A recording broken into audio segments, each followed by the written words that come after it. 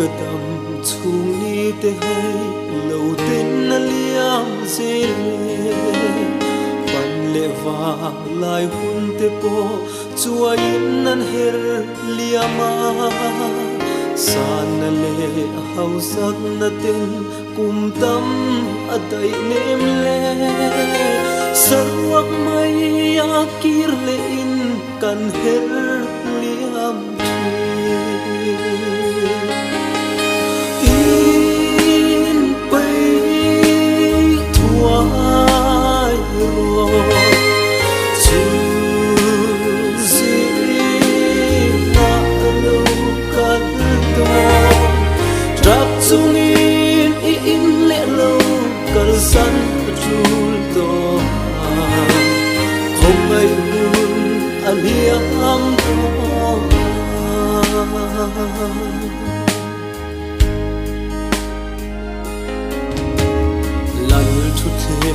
varma adnam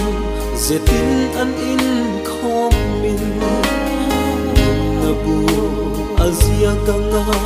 kaming an lam unchua lom awanga mituine tlantu chibai buki arupui turzia chu o kasoi thei lo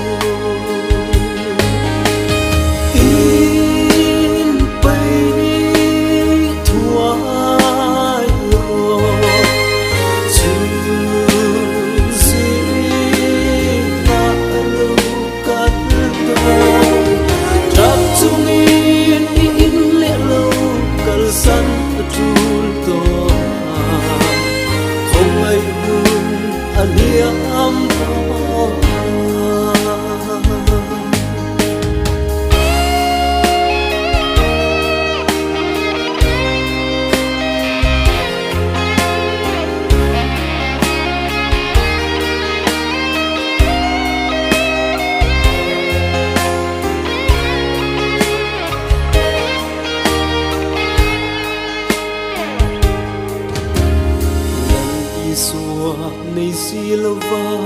tha fam mi chan ni chua khong ai in kong min hon ro trap chung in dil ma la tunge ni ka shelo che ti non na an ka chu arap thak tur zia chu o ka soi thei lo